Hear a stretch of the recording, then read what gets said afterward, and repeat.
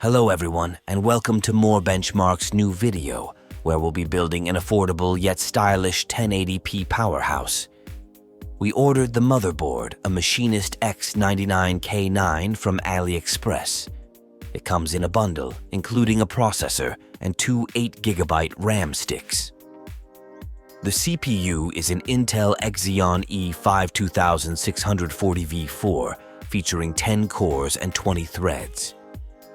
The case we'll be using to assemble the components is none other than the Aerocool Trinity Mini-G-WT-v1.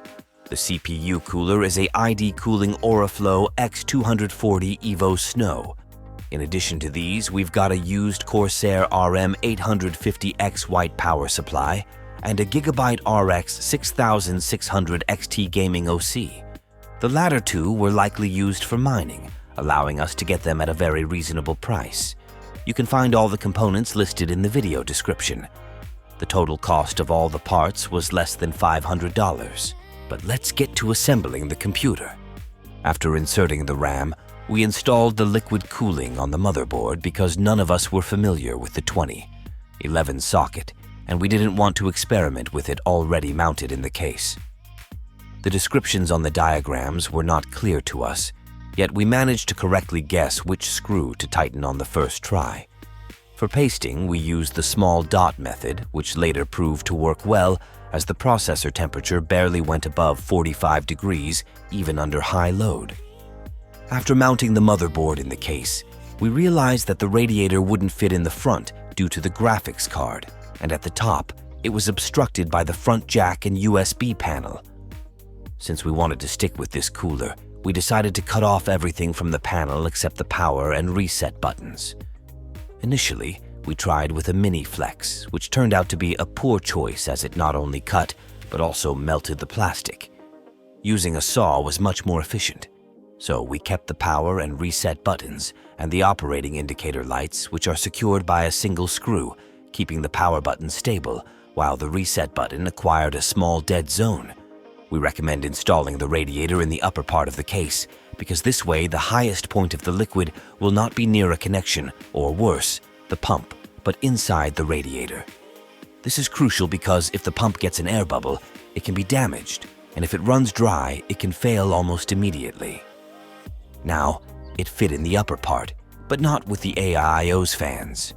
Instead, we used two slim Arctic P12 fans. These were placed towards the radiator because they are black, and we didn't want them to be visible.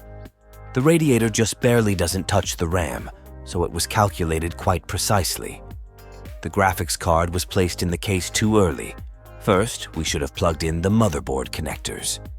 The power supply cables were plugged in later because we didn't know which ones we would need, and looking back, this wasn't a good choice, as every cable was needed except one PCIe cable.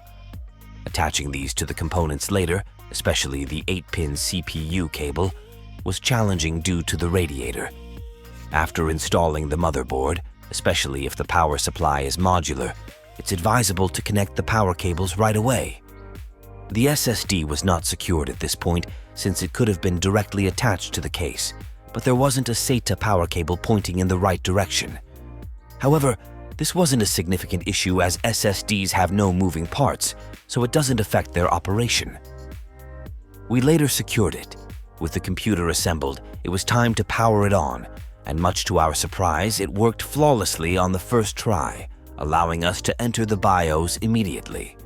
As expected, a character-based BIOS greeted us here, without any menu options for various performance tuning.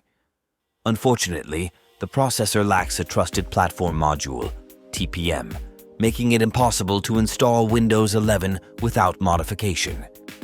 However, the still popular Windows 10 installed quickly and smoothly. Intel processors from the 8th generation onwards come with TPM chips, but the Xeon E5-2640 processor is from the 6th generation. The motherboard temperature sensor seemed a bit miscalibrated, or possibly not connected or malfunctioning, indicating temperatures between -125 and +110 degrees at some points. If you see such values, apart from very rare exceptions, you don't need to worry about it. Surprisingly, during gaming, the processor consumption was a maximum of 10 watts, while the processor's specified TDP is 90 watts.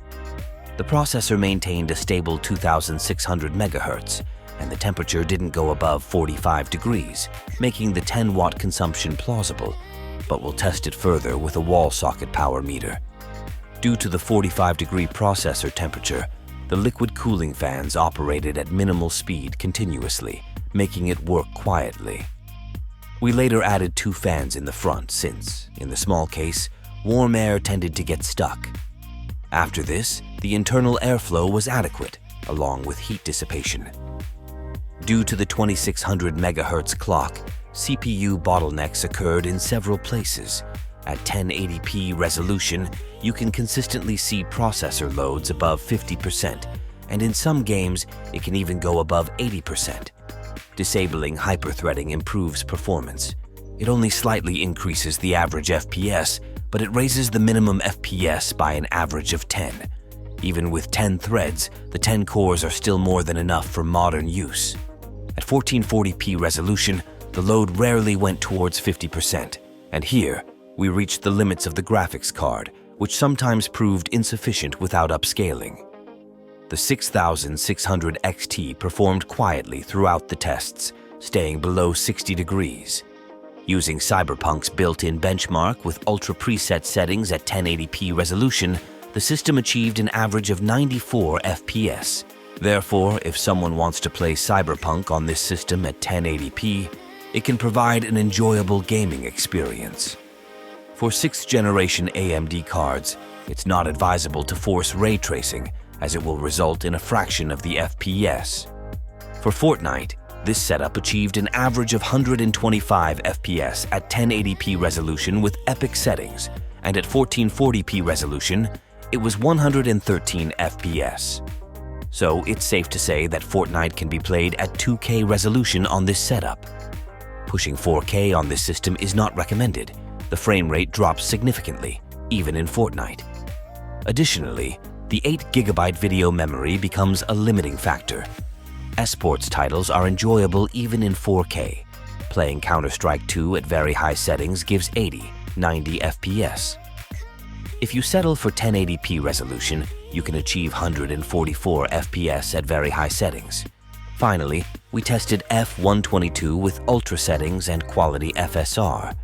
At 1080p, the system reached 79 FPS, and at 1440p, it achieved 59 FPS.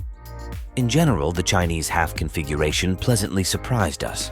For this price, you get a reliable, low-consumption basic system capable of running games at 1080p in ultra settings. The 6600 XT is a suitable match for this configuration.